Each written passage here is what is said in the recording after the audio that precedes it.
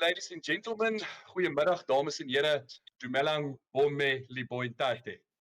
Ons is vandag by dag 5 van ons aanlyn ingenieursweek. Today is day 5 and it's been a lot of fun thus far. So today on the menu we have mechanical engineering.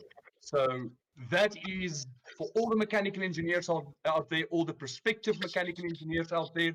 And I want to invite you all that if you are currently on YouTube, please send us a message in the chat function. If you have any questions of enige vrae is, moenie huiwer om daardie vrae te vra in die chat funksie.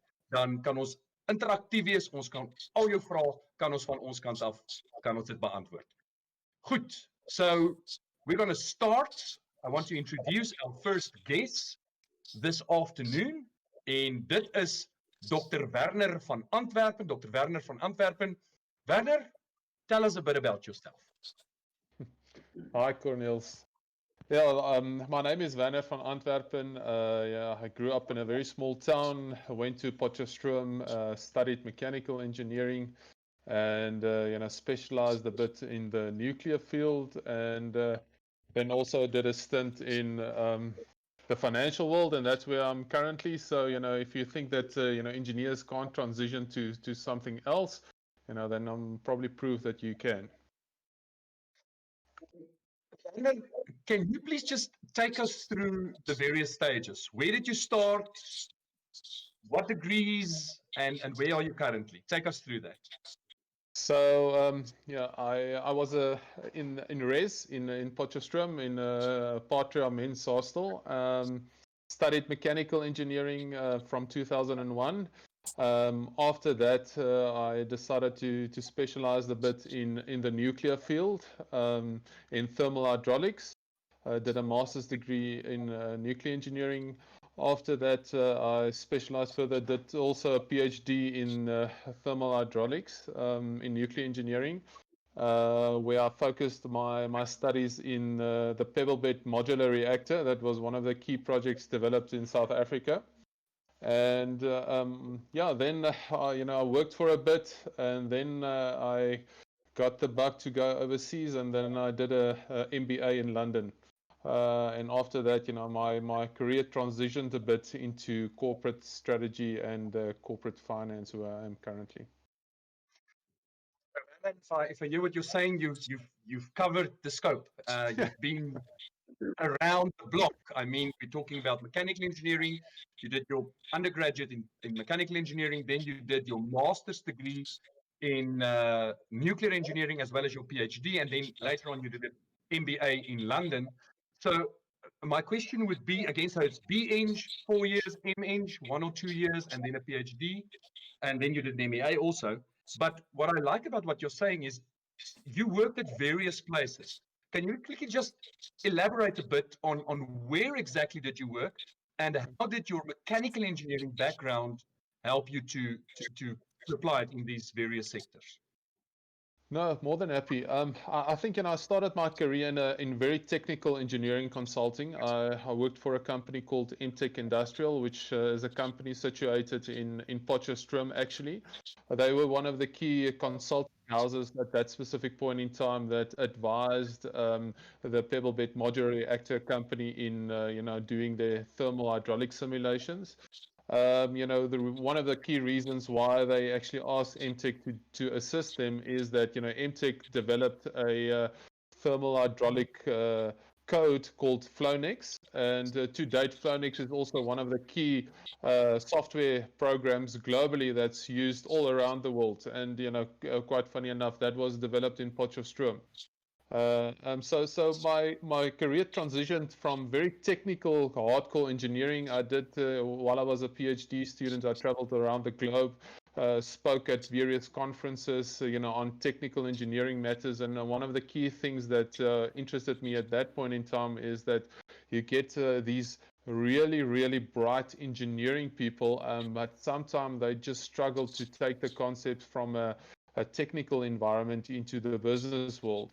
And then, I decided to go and do an MBA internationally to get that international exposure as well.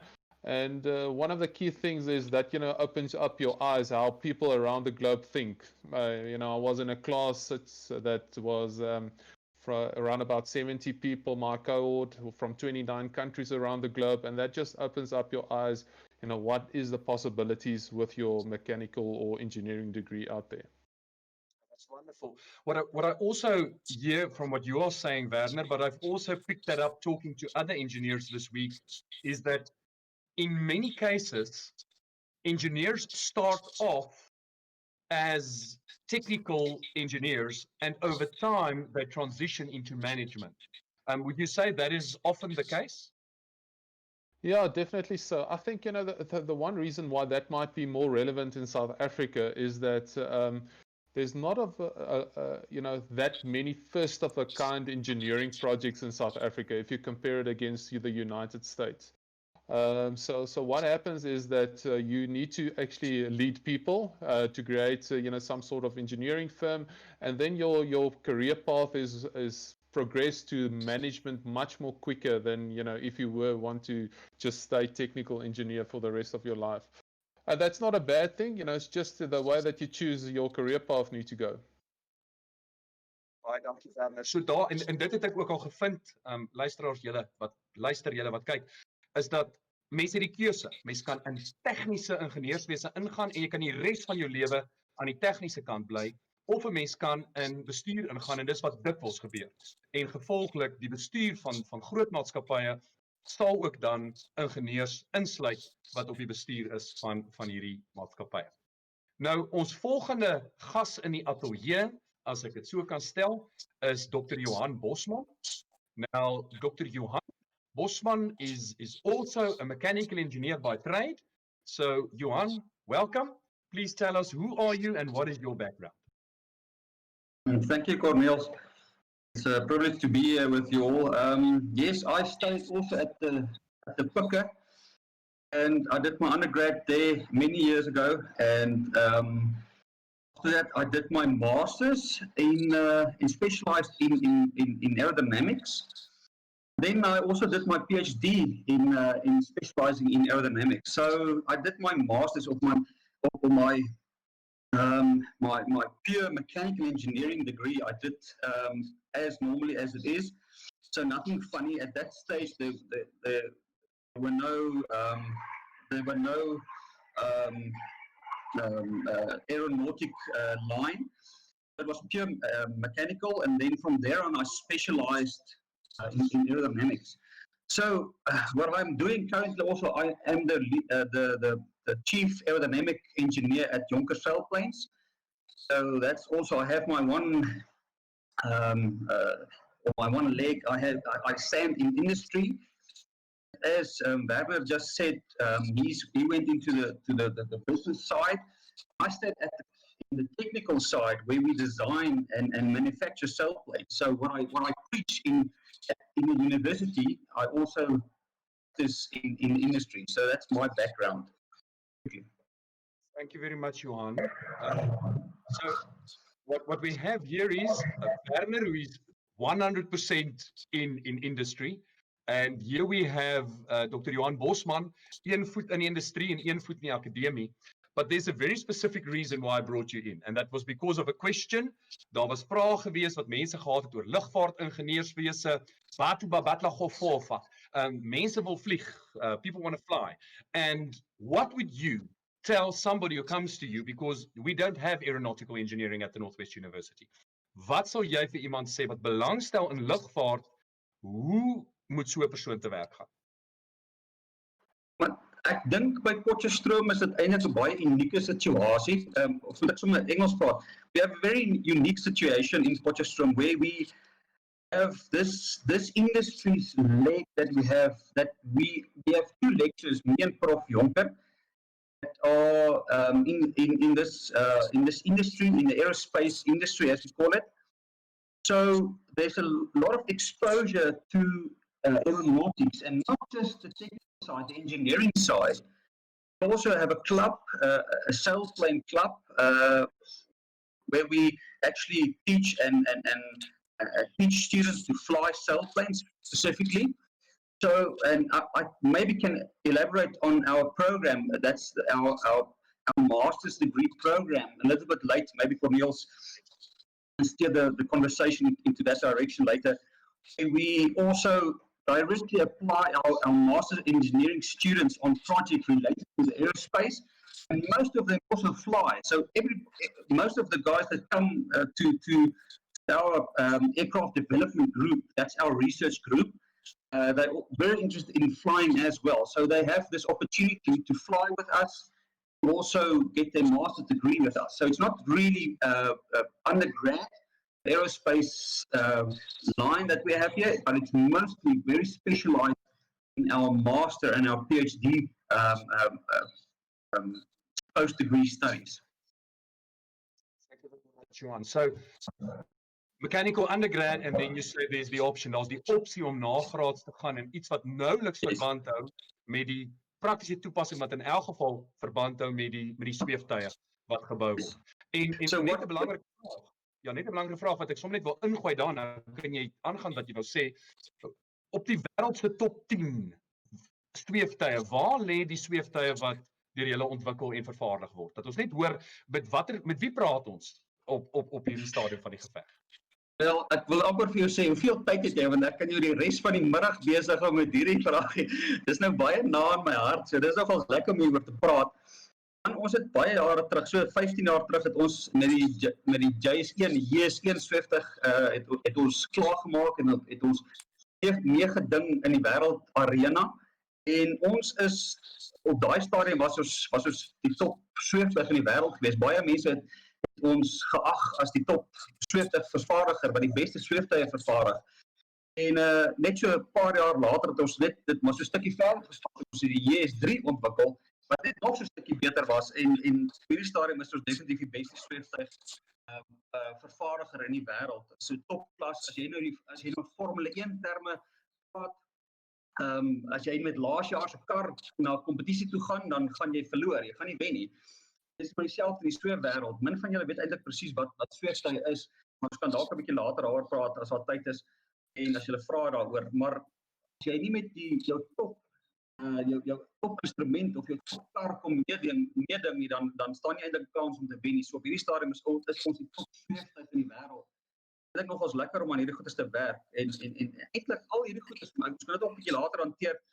Al hierdie kennis en al hierdie ervaring wat ons kry, bring ons net terug na ons studente toe. En daar is 'n voorgraadse vak, vliegtuigontwerp wat ons het. En al daai ervaring wat ek gekry het oor die 20 jaar se tegniese ontwerp en ontwikkeling en vervaardiging, kan ons net so terugkry. Ek en Prof Jonker, al daai inligting kom vir die studente deurgee. En ons natuurlik is dit baie lekker in klasse om hierdie praktiese case studies deur te werk met die studente om te wys wat doen ons regtig in die praktyk. Jy weet, dit is baie lekker om dan die akademie en die industrie so met mekaar te kan link, as ek so kan sê. That's a very important point that you make, Johan, and that is encouraging. And I want the parents and the viewers out there to note. Here we have a world-class facility, top in its class, and there are engineers working there, and they are also lecturing. So you have that direct link with industry. So it's not just teaching from books, it's not just theory. We are looking at actual case studies, we are looking at actual things happening out there. And it's not just a backyard thing, we are talking about world-class, top of its range gliders, sailplanes that are being built and designed and manufactured. Johan, we'll get back to you in a while. I first want to introduce you are a lecturer, Johan, but there's also another lecturer in our midst, and that is Isaac Mutlakudi. Isaac, please introduce yourself. Oh yes. I also work with Dr. Johan Bosman. Yes, so my name is Isaac Mutlakudi. I am actually from the beautiful place in the Free State called Kwatwa. So yes, I also studied here at the Northwest University. So I did my undergraduate BEng degree in mechanical engineering, and I also recently completed my master's also in mechanical engineering. So as I said, I am also a part of the aerodynamic and aircraft development group. While Bosi and Ati are based on the industry, you have some of us who are actually, here at the university to trying to teach, to produce more engineers for industry. So yes, we are also involved both in the industry and in the academia. So yes, I'm also a student of Dr. Bosman. As I said, I am studying actually my PhD this year also with Dr. Bosman and Adionke. So I have a few modules that I'm lecturing, like strength of materials, structural analysis, and system engineering. And the thing about being young is, you can just move around just to find yourself, just to find your field. So you're moving around a lot in the field of academia before you can start before you can say, you are specializing in a certain field. Yeah. Thank you very much, Isaac. Isaac, before I get into the other questions I have, I see here's a question from Rudolf. I'll first read it as it is written and then I'll translate it. Rudolf vra, kan mens van BSc IT na ingenieurswese toe gaan? My graad 11 punte was te swak en nou gaan ek BSc IT doen. So ek wil weet, as ek nou goed doen in graad 12, kan ek oorgaan? So there are a couple of questions. Can I move from a BSc IT to mechanical engineering? That was the one question actually. And the second question is, if I improve my marks and I do well in matric, can I move over to mechanical engineering? Those are the two basic questions. I'll pop it over to you. So just remember the minimum admission requirements to be a degree in mechanical engineering. You have to have a matriculation exemption. So your ATS count should be at least 34, and you must obtain mathematics level 6. You have to get like 70 to 79%. And in physics, you have to also get like 60 to 69%. That's level 5. And your language, you have to get 60 to 69%, which is level 5. So either in English or in Afrikaans. So those are the admission requirements that are needed. Right, so om net dit te sê Rudolf dat jy weet, so op die ou end van die dag en ek dink dis 'n belangrike punt vir almal wat inskakel. Wat as my punte nie nou goed genoeg is nie? En ek kom in die eindeksamen en ek het hard gewerk en ek kon my punte verbeter en ewe skielik het ek 'n 70 vir wiskunde, ek het 'n 70 vir fisies. Die vraag is, kan ek dan ingenieurswese doen? Then we will re-evaluate your case given your matric marks. I mean, it goes both ways. There are also people meeting the minimum requirements now, but perhaps in the final exams not meeting those minimum requirements. So it works both ways. So in the end, no, if you work hard and you get your marks to where they should be, there's always a way of getting into engineering. Your question with regards to BSc IT, and that's quite interesting. I'm thinking about, it's actually one of our mechanical engineering students, and he did mechanical engineering in 4 years, and then he managed to accelerate his second degree, and he did BSc IT. And he's currently working for a company in the Cape, where they work with renewable energy and battery development. But the long and the short is, yes, if you don't get into the program and you were to start for something like a BSc and you passed everything, there are also some requirements. Of course, you can then request to be accepted into the engineering program. So it's not a dead end. If you don't make it in matric, it's not a dead end. It just might take a little bit longer. Het gaan nog 'n bietjie langer vat om daar uit te kom, maar mens kan verseker daar uitkom. Rudolf, dankie vir jou vraag. Isaac, I have another question for you. If you think about mechanical engineering, what are the subjects that is specifically related to mechanical engineering? What are the important subjects that makes a mechanical engineer a mechanical engineer? Well, I think remember the difference between science and engineering. With science, it's all about understanding how the whole world works. But with engineering, we want to create something. We want to, have more products that can, improve our lives. So that is the whole purpose of engineering. So if you look at mechanical engineering, then obviously one of the important field or one of the important subjects in mechanical engineering will be your mechanical design. So that's where you'll have machine design. That's where you'll discuss strength of materials, manufacturing technologies, and material science. So that's those are the core subjects, I think, that will make mechanical engineering. Wonderful. Now, before I move to the students, I just want to take a round again, and I want to jump to Werner. Werner, net ter wille van almal wat luister, kan jy vir my net vinnig, wat ook al by jou opkom, by watter maatskappye werk meganiese ingenieurs en wat doen hulle by sulke maatskappye? Where do mechanical engineers work? And I know there's a long list, but just to name a few. Yeah, look, I think, let's start with South Africa. There's a lot of guys that work in, engineering consulting firms. Big companies that comes to mind is companies like Oricon, ACOM, DHV, Rolas Koning, that's big engineering consulting houses.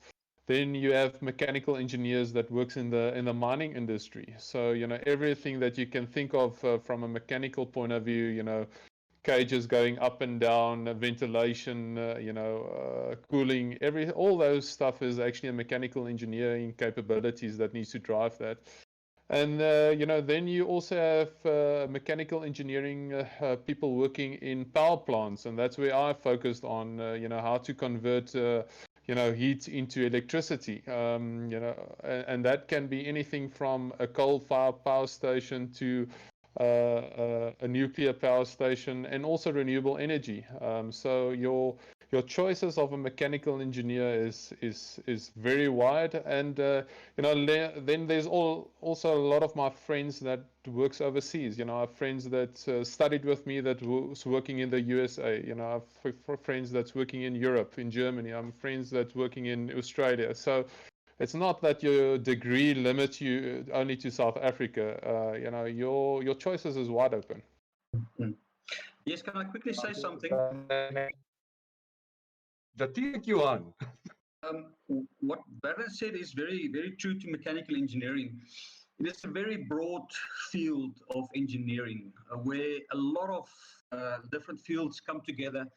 And so it doesn't limit you in any case. I've got friends that studied mechanical engineering that went into pure electrical network systems at ESCOM, stuff like that. So it's a very broad field, and one has to remember that if you don't really know what kind of engineering you like, the field engineering, but you don't exactly know what you want to do. So very broad. As ek net dit wat gesê is mooi kan saamvat, en ek dink dis 'n belangrike boodskap. In die eerste plek, ons hoor duidelik, 'n ingenieursgraad is 'n goeie graad want dit gee vir jou die moontlikheid om nie net in Suid-Afrika te kan werk nie, maar ook oor see te kan werk. Daai is 'n bitter belangrike punt. Dit maak jou migreerbaar. So dit is 'n belangrike punt. En die tweede ding, en ons het dit gister ook gesien toe ons met die chemiese ingenieurs gepraat het, 'n ingenieursgraad is bitterwyd. En dit gaan oor 'n beginsel wat agter dit lê. Dit gaan oor 'n manier van dink. It's about a way of thinking, of solving problems. And you are given a set of skills, and with that set of skills you can go out and you can, solve problems and apply that knowledge in various fields. And that's why the example that Dr. Bosman gave of somebody who studied pure mechanical and then working on an electrical system, it's like totally opposite, but the same principles apply. And that's also an important thing we should note. You never stop learning. You don't stop after 4 years. You will continue learning and acquiring new skills as you go along. So university enables you, it teaches you to learn, to be a self-directed learner. And with that, you can go into the future, and whatever position you're in, you will have to learn new skills and apply them within that new field that you find yourself in. Right. Now, yes, let's hear what you have to add. Yes. So it's not only that as a mechanical engineer, you can also work at different consulting firms. You can be like us. I am a mechanical engineer, but here I am at the university. So you can work at different research institutes also, like CSIR or SABS. So yes, there's a wide, as Bosi said, there's a wide opportunities for mechanical engineers out there. Thank you very much, Isaac. And just to add to that, I think that's something that we also need to note. It's very rare that you will have one engineer working on his or her own. sometimes they work in teams, and it's a multidisciplinary thing where you will have somebody with a chemical engineering background working with a mechanical engineer, working with an electrical engineer, and they will work together. And that's the nice part of engineering. We are actually social animals, unlike what popular belief out there tells us. We are not as introvertly as many people want to ascribe to us. That's not the truth. We are sociable people. And one thing, that's a question I have. People always ask me, but no, I want to work with people. I don't think I want to become an engineer because I want to work with people. So, Werner, ek gaan hom weer teruggooi daar na jou toe. Wat sou jy vir iemand sê wat sê nee, maar ek wil nie ingenieur word nie, ek wil met mense werk. Wat sou jy sê? No, I think, engineering has to do with a lot of people. First of all, when you start in technical engineering, you need to actually lead teams. You start with technical drawings where you figure stuff out on the computer, but then you need to start to lead teams of experts into a certain field. So you're constantly involved with people, and you need to know how to manage those people to get the results driven. Where I'm currently, it's just with people. So, the idea or the hypothesis that an engineer doesn't need to work with people, is definitely, not true. I just want people to know that so die mythe, the myth has been busted. As mens dink 'n ingenieur werk nie met mense nie, maak jy 'n groot fout. En daar's twee vlakke waarmee gewerk word, as ek dit so kan illustreer. Aan die een kant, daai ingenieur moet baie keer met mense werk wat dalk net sit met 'n matriek en hulle laat inkoop op nuwe projekte. Maar dieselfde asem moet daai ingenieur in 'n raadsaal kan instap en 200 miljoen rand vra wat goedgekeur moet word vir 'n bepaalde projek. So jy moet op verskillende vlakke kan kommunikeer. Jy moet hoog tegnies kan kommunikeer, maar jy moet ook baie eenvoudig kan kommunikeer. So dit is definitief deel van die ingenieurswêreld om met mense te kan werk. Right, so Yes, you want Ekskuus, ek val heeltyd in. Ek wil net die laaste stukkie. Ek wil nie asof ek heeltyd die laaste woord wil inkry nie. Baie van die ingenieurs, ons praat nou eintlik oor waar kan ingenieurs meganies baie keer van werk. En een van die groot ding wat ons vergeet is baie van ons gaan ons eie besighede ontwikkel, hè. Jy gaan 'n goeie idee kry en jy gaan jou eie besigheid ontwikkel. En dan sal ons so twee vliee met een slag en dan gaan jy natuurlik baie mense onder jou besigheid gaan jy moet stuur. Jy gaan nie net by ingenieurs die tegniese gedeelte bly nie. Jy gaan oorgaan na mense, human resources, you're going to financing, you're going to business management if you want to make your own business a success. It's also where you're going to need to learn skills, people skills as an engineer. That's not always easy. So another thing, and that's very important, it's not just the job opportunities out there in the companies that are already out there, either local or abroad, but you also have the opportunity to start your own business and go the entrepreneurial route and be an engineer in that sense. So that is great. I have a question, Isaac. It's a question. I will ask it. Zana Kotse, baie dankie vir jou vraag. Sy vra, watse vakke word aangebied in die eerste jaar van meganiese ingenieurswese? So what are the first year modules in mechanical engineering, Isaac? First year modules. Yes. If you look at for first years, for mechanical engineers, you have to have an understanding of basic concepts such as mechanics, kinematics, and thermodynamics, material science, and others. So you'll have those physics, which is I think similar to metric, and you still have mathematics, which is I think similar also to metric. But you'll also have, as I said, in addition to those, you'll have subjects in mechanics, in kinematics, and thermodynamics. So those are some of the first year or basic or core first year modules that one has to go through in the first year of their mechanical engineering. Thank you very much, Isaac. So die punt is net, en dit is geldig vir al die ingenieursgrade, 'n mens begin met die basiese vakke.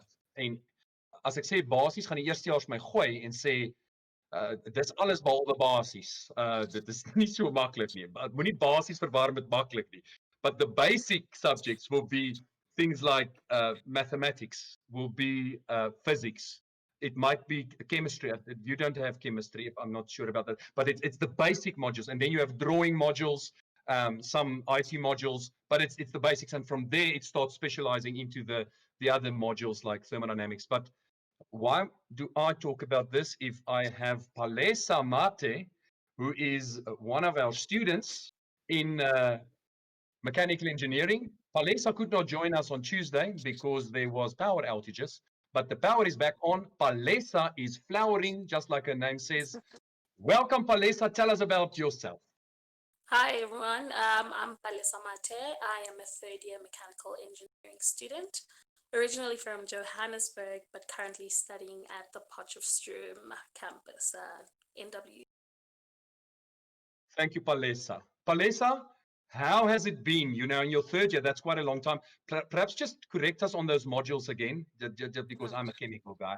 Just go through what are the first year, and then how does it progress second year, third year, and just your experience as a mechanical engineer at the Northwest University. Okay, so the first year modules are your physics, your chemistry, you've got engineering graphics, as well as, if I remember correctly, something to do with materials. It wasn't necessarily strength of materials, but it was a materials module. And moving on to second year, it is also calculus, mathematics. Then you move on to your ITs and so forth. And then going into third year, that's when you have more specialized modules. You do more mechanical engineering related modules, such as your strength of materials, your manufacturing technologies, and so forth. And my experience, it's been quite interesting. When I started out, I don't think I necessarily understood what mechanical engineering was. It was more like I just wanted to study engineering, and that's that. And I just happened to choose mechanical engineering. But apart from the other circumstances that I had, my first year was quite difficult for me, and that actually resulted in me repeating a few of my modules. But I think it was a necessary step for me to fail so that I could just understand if I really wanted to do mechanical engineering further. And I think it strengthened me, and it enabled me to want to carry on and get as far as I have right now. I don't regret it at all. Thank you very much, Palesa. That's a wonderful message. It's like Kanya's message of yesterday. It's inspiring. And what's good about what you're saying is, and I think it's good that the students out there hear it.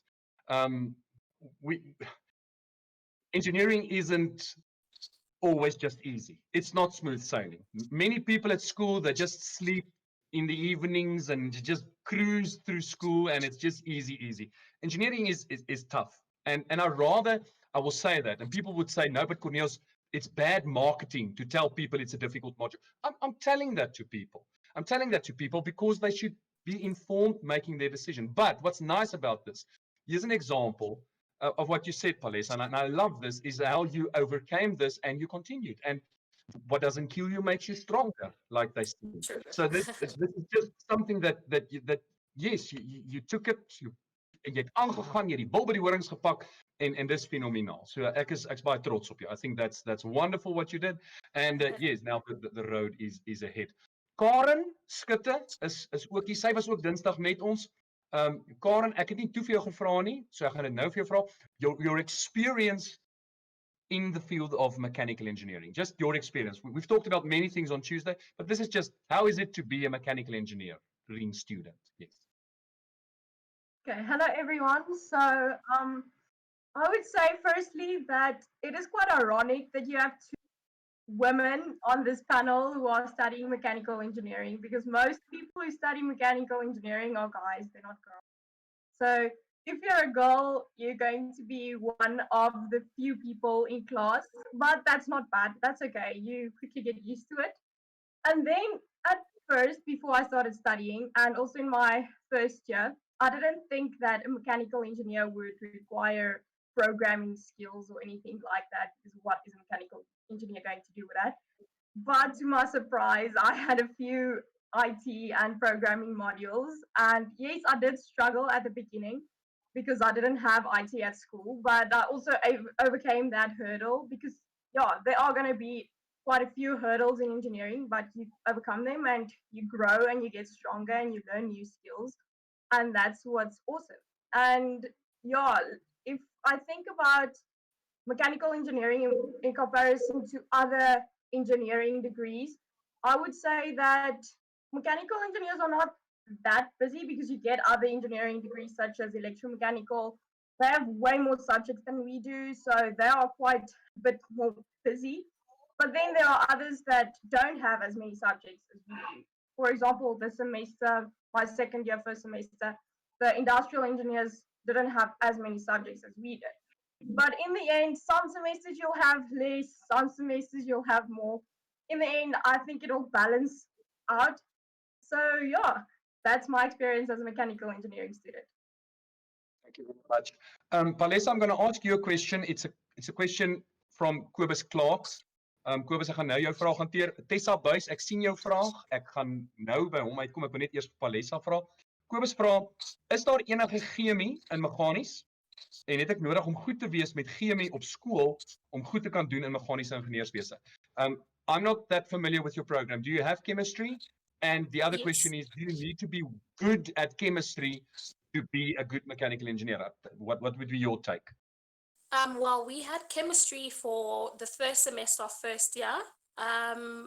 Predominantly, I would say it's the same as your matric chemistry. I wouldn't say you'd need to be absolutely amazing at it, but obviously the general knowledge that you have, or the basic knowledge that you have from matric, really does help you. And in fact, that was my favorite module of first year. So I'd say, yeah, it was great. It was great for me. Wonderful. Thank you. If I can Right. add, Yes. yes. So yes, we the chemistry that we did, I think it was only the first semester of the first year. So yeah, we do a bit of chemistry because we have a subject called material science. So you have to know the fundamentals of the stuff that you learn from chemistry in order to go on in material science. Wonderful. So that's true. So wat belangrik is, die chemie is belangrik, want nie net is dit die chemie module wat daar is nie, maar daar's ook die materiale waarna gekyk moet word. Ek bedoel meganiese ingenieurs, dit is bitter belangrik. Ek bedoel ons praat van vlekvrye staal, maar ek bedoel watter vlekvrye staal? As jy 'n meganiese ingenieur is, daar's hordes. Daar's nie net een vlekvrye staal nie. So dis net 'n eenvoudige voorbeeld. I have a question back to the Werner and Johan. Tessa Buys wil weet, hoeveel van 'n meganiese ingenieur se werk is tekeninge, soos ontwerpsketse vir verskillende produkte en strukture? So ek gaan eers vir jou vra Werner en dan Bossie, jy kan sommer daarna gaan. Drawings, how often do mechanical engineers have to draw? Look, I think, computer-aided design, software packages, you will actually study that as part of your mechanical engineering degree. So to understand the fundamentals of how drawing should look like and the software packages out there is very important. Then the question is probably how would you use it in your career going forward? It depends, it depends if you're going into technical engineering, especially the mechanical design component of mechanical engineering, then you will probably use it a lot. But, at some stage, there will be draftsmen that will actually do that stuff for you. So then you will be the brains behind the design and not actually just the draftsman that drafts the stuff. If you go to the other component of mechanical engineering, the thermal hydraulic component, then probably you don't use draftsman that much. It depends. If you do the design component of mechanical engineering again, then you will use it. So currently, with the job that I'm doing now, currently I don't use it at all. So dit hang af. Dit hang af waar jy eindig, Johan. Yes, Barra is answering that correctly. He doesn't use it at all. I think I've got only over 30,000 hours of CAD work that I've done it's part of my daily job. So yes, I use it a lot, and I like it also. So it depends on what kind of mechanical engineer you are. Often you use it, but remember, CAD is not just your most people they think that CAD. If you draw something on CAD, it's your design. You design something, and that's not really true. We will teach you once you get here.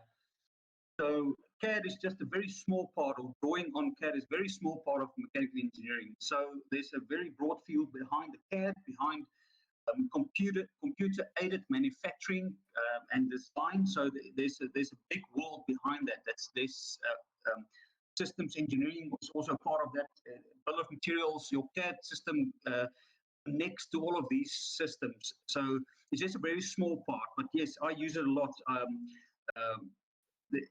As Werner also said, we do just a high level CAD work.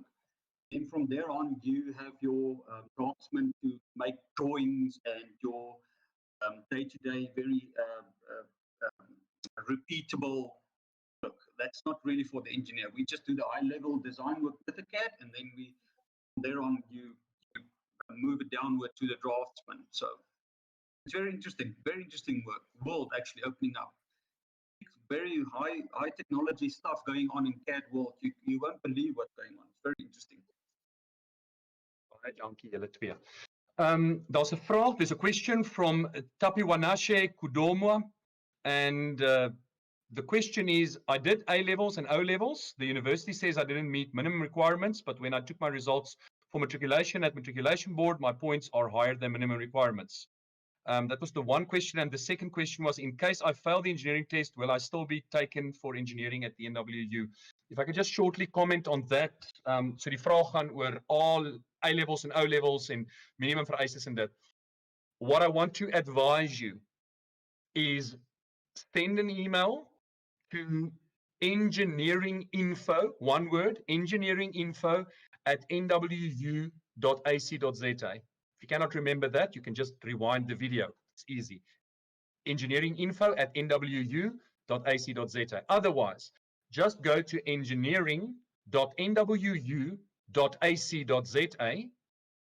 Study here, or study engineering is a drop-down menu. And on that, click on engineering test and just register, and you will then basically be put in contact. And just contact either engineering, I would recommend engineeringinfo@nwu.ac.za, and then just explain your situation, because sometimes these things can be very complicated, and it's not just looking at one thing, it's looking at the whole picture. So there might be something that looks right, but it's not, or something that was missed. So that would be my recommendation.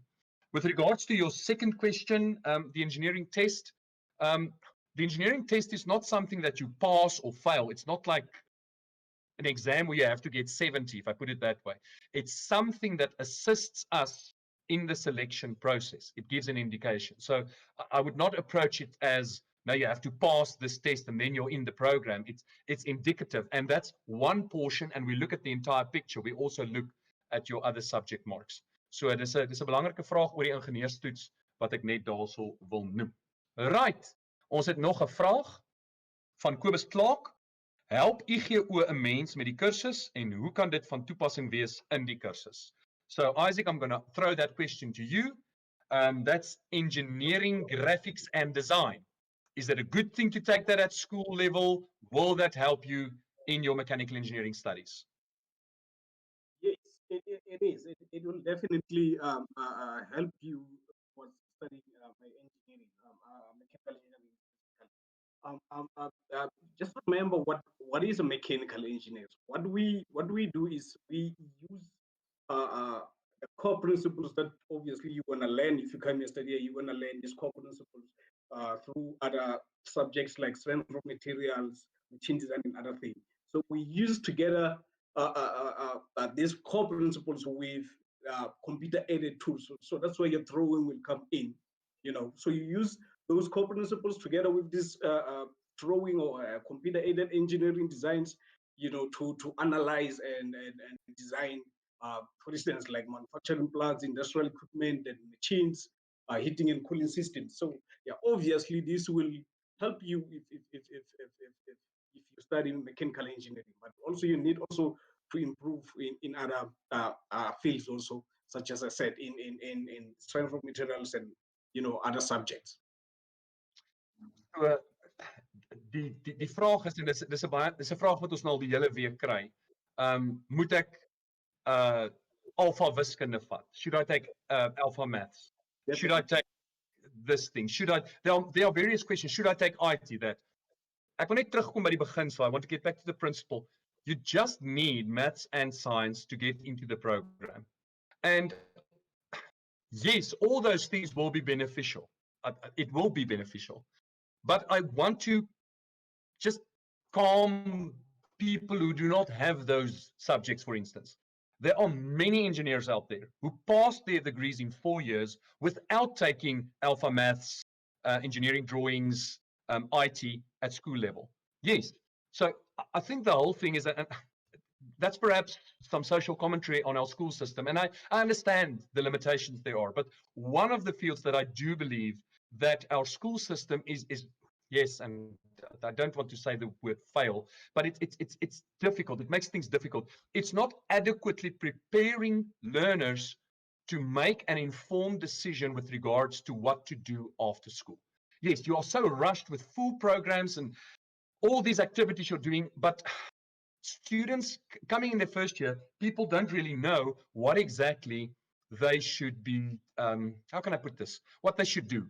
So if you are in the privileged position where you know, listen here, I don't want to do anything else, I want to become a mechanical engineer, and you have the option of taking subjects like engineering drawings, that IGO, as jy dit kan vat, en jy weet is wat jy wil doen, go for it. If you know you're going to go into the field, yes, it will be beneficial to take something like IT. It will be good. But again, I'm stating the point. It's not a prerequisite to do it to get into the program. That's not that. I get yes. Yes. So yes. So as Cornel said, so you really need to have science and mathematics, and obviously based on the requirements that are needed from the university.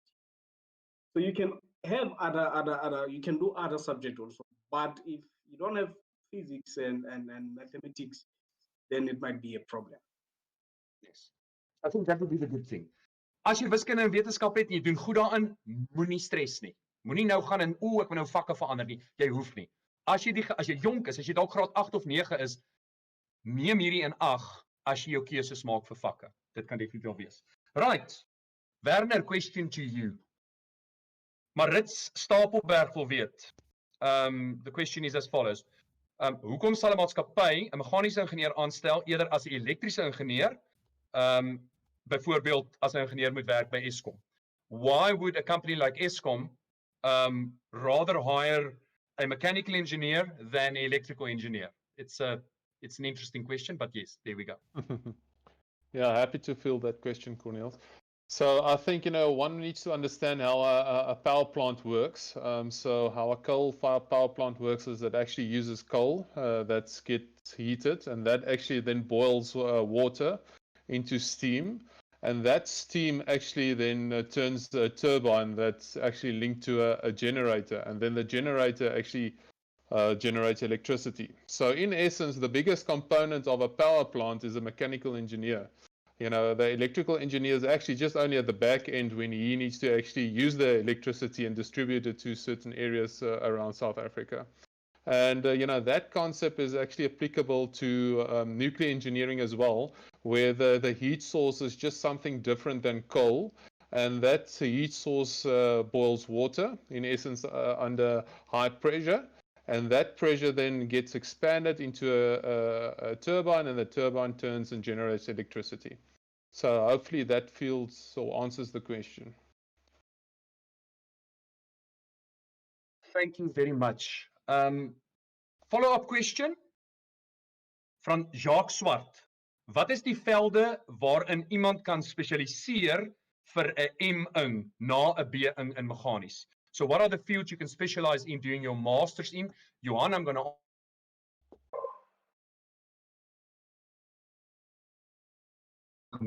Sorry, Corneels, I missed the last part of your question there. But I tried to answer just what I've heard. So postgraduate, there's lots of different fields. The one that we have, me and Isaac is the aircraft development group. So we specializes in that group only. We specializing in aerodynamics and also structure, composite structure and strength of materials in composite structures. So that's the one specialized field. And then we also have thermodynamics, where that field also is very broad. We have specialization in heat pumps. There's Martin. Isaac, you must help me. Prof. Storm is specializing in coal-fired plants. There is actually explosives, or what do we call it? Excited materials or something like that. So we have, and we also specializing in systems engineering. And what else, Isaac? Yes, it's called energetic materials now. I think. Yeah, we can't call it explosives anymore. Yes, so you have, as you have various options that you can specialize on. As you said, we are focused in and aircraft development and aerodynamic design.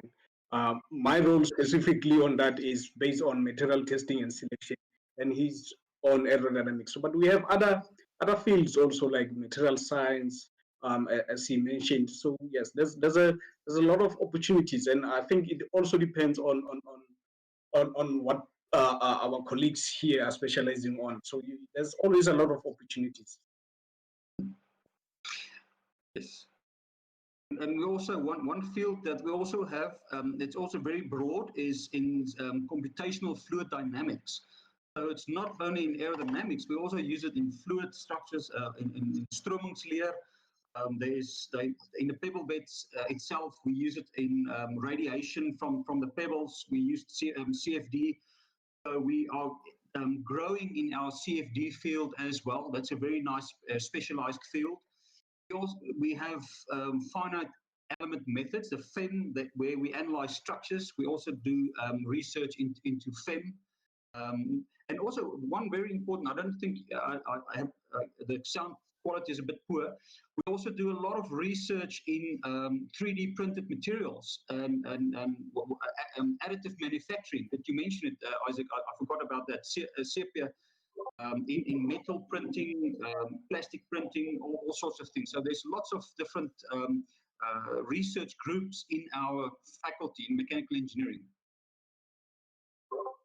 Yes, additive manufacturing is the newest one that CAP is busy with, and they are doing really good in that field. So we have, as we said, like various research groups or research focuses in our school.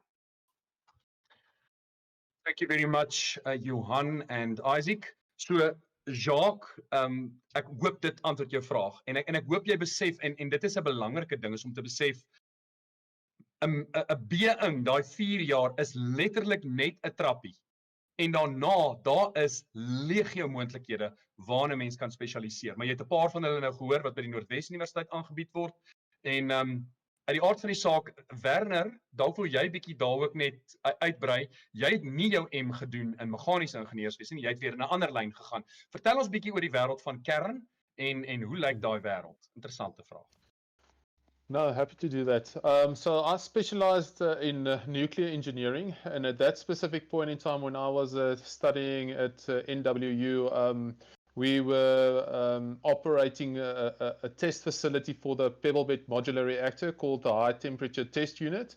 And that unit was constructed to prove certain correlations within the pebble bed modular reactor. So we used the skills of mechanical engineering, especially heat transfer, and then we looked at how the heat is actually dissipated through a pebble bed structure.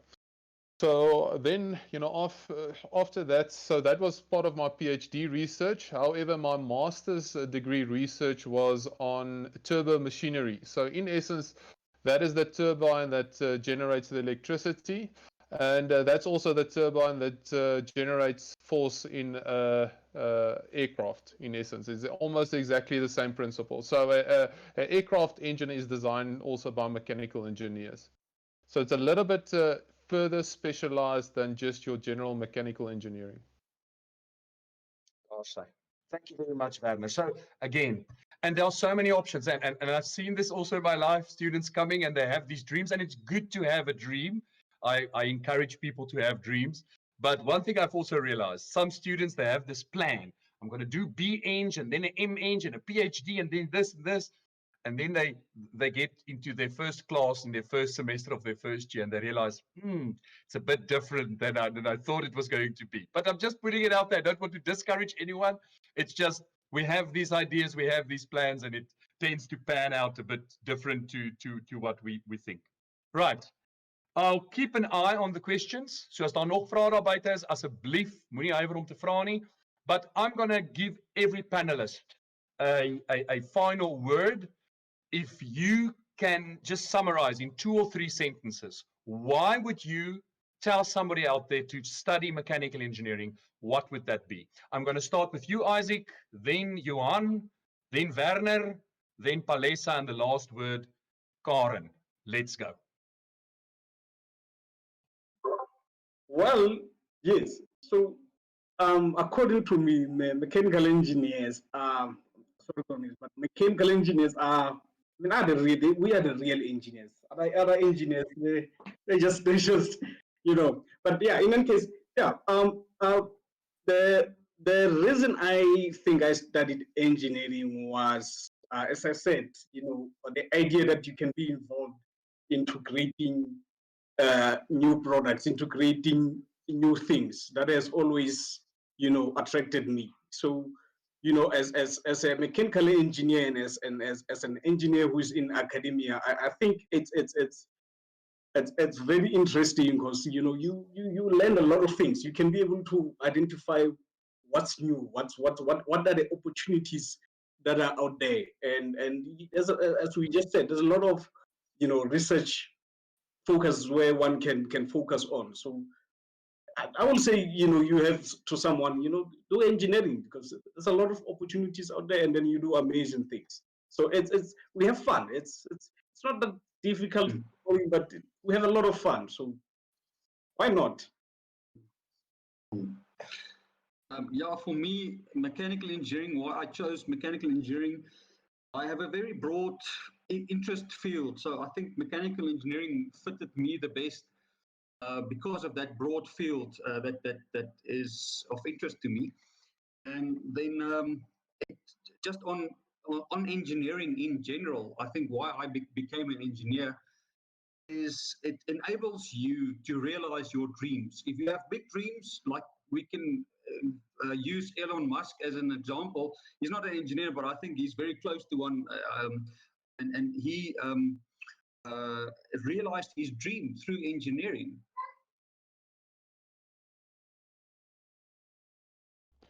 Yeah, so maybe just to add there, I think I totally agree with what Johan mentioned there, that if you want to realize your dreams by developing something, then engineering, is definitely the way to go. For example, if you're in the finance world, you're just moving around money, investing in certain things, but you never actually fully develop a specific product.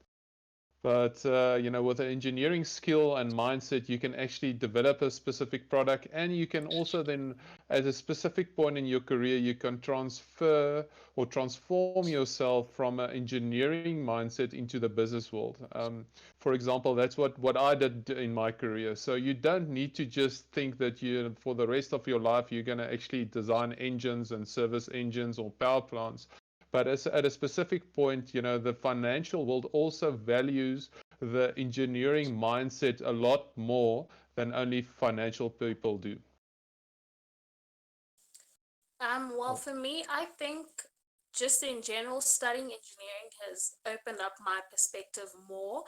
I had very self-limiting beliefs before, and just coming to university and studying this and having failed and having been able to still carry on with this degree enabled me to just look at myself in a better light, to tell myself that I'm able to do something that's generally seen as difficult, and especially to women. I think this is the one industry where you can really break into it and you know, make a mark, you know. So I think apart from just mechanical engineering, I think every woman should just study engineering. There's very few of us here, but we really can make a mark and we can make a difference. Okay, so for me, I would say if you don't know what type of engineering you want to study, I would say go with mechanical, because if you think about it, the world has mechanical systems everywhere. I mean, even our human bodies are mechanical systems. The way your arms work and your legs work, it's a mechanical system. And that's where you will, if you study mechanical engineering, you will learn all those basics. And then from my personal experience, I would say if you already know what your passion is, and I know it's difficult, especially when you're at school, and you already know that, okay, this is what I'm going to do with my life, I would say try to choose an engineering degree that contains that aspect or that field mostly. So, for example, my passion lies with aviation, and that's why I chose mechanical engineering, because that's the best way to get to that. Thank you very much. Baie dankie vir al julle antwoorde. As daar een ding is wat ek net ten slotte kan sê, so wat is die beste ingenieursgraad daar buite? Wel, die antwoord is eenvoudig. Dis die graad wat jy moet kies om te studeer. And that's an important thing. There will always be this one is better or that one is better. Well, I know what is the best, of course, but I won't mention that because we don't need to mention that on air. But the point is that you should follow your dream. And that, I think, is the important aspect. Follow your dream. And if your dream is to become a mechanical engineer, then mechanical engineering is the best degree for you. But if you have to become an industrial engineer, then industrial engineering will be the best. Of chemical, etc., etc. You get the picture. So daar is nie beter of slegter of wat ook al nie. Die vraag is, waar pas jy in die groter prentjie? Hier kom lyk my 'n vraag wat nou getik word. Daar's ten slotte 'n vraag. Zander Jordaan, dis ons laaste vraag vir die middag. Lyk dit my, sal 'n persoon se kanse om 'n beter beroep te oefen beter raak met 'n M in, of kan jy 'n goeie beroep oefen met 'n B in? So that's a very good question. Do I need to go postgraduate, or is a B-Eng sufficient? Let's talk about that. Werner, I'll give you a chance. And okay, but it's a bit unfair because all of you have postgraduate qualifications, but still you've seen in industry what works in industry. So Werner, what do you have to say about that? And then Johan, you can also add to that. Dankie, Zander. I think maybe what I will do is I will just put a global spin on it. You know, with my experience also studying abroad than only in South Africa. I think the one thing that you need to realize is that you need to differentiate yourself from the standard people in the global and South African environment, and as well as globally. So you need to go and study from a mindset to be the best of the best, and you know, you need to also, you know, equip yourself to differentiate yourself in the work market. You don't need to have a master's degree to be a very good engineer. There's a lot better engineers that only has a specific being engineering degree out there than me.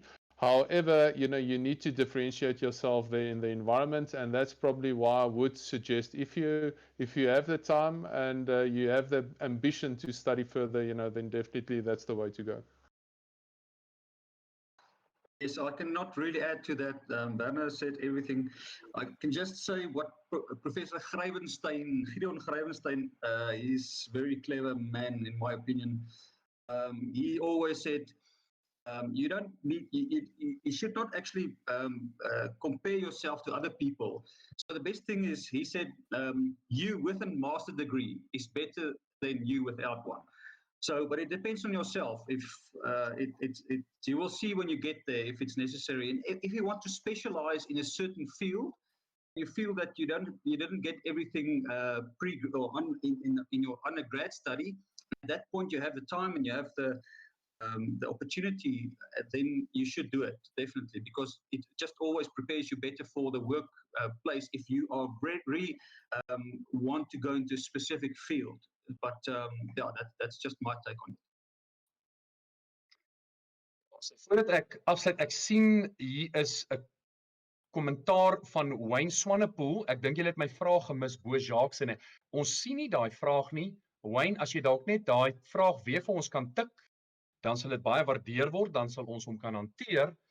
But just to elaborate on that whole thing with regards to doing postgraduate studies, doing a master's, doing a PhD, there are various opportunities. That's the other thing. I'm thinking about one of the alumnus of the Faculty of Engineering at the Northwest University. I'm thinking about Dr. Leon Malan, who studied mechanical engineering at the Northwest University. Then he did his master's in nuclear engineering also. And funny enough, he worked for a couple of years, and then he had the opportunity, and that's a joint with the Erasmus Mundus, there's a bursary scheme and that, and he and his wife actually went abroad to the Institut de Pierre et Marie Curie in Paris, and he obtained his master's degree there. He did another master's degree over there, and in the end, he did a PhD also through this institute. So what I'm trying to get at is, it depends on your personality. Some people, they will never stop studying. They will continue studying for the rest of their lives, and there can be other reasons. And you will see, if you come to Potchefstroom, you'll understand why many students do their postgraduate studies. You don't want to leave the place. It's such a lovely place. Why leave after 4 years if you can stay a bit longer? We are not encouraging people to make a 4-year degree, a 6-year degree, of course. Maar ek bedoel, hoekom na 4 jaar gaan as jy na 6 jaar kan gaan? Wayne, ek sien nou nie jou vraag nie. Dit is nou vir my baie sleg, want ek sien hom nie op die stelsel hierson nie. Maar ons neem kennis. But with that, that's going on. Gaan ek julle groet. Volgende week het ons 'n lekker program. So next week, we will be continuing. We're starting Monday on electronic engineering. On Tuesday, computer electronic engineering. On Wednesday, industrial engineering. On the 9th, mechatronic engineering. And that's a brand new degree as from next year, mechatronic.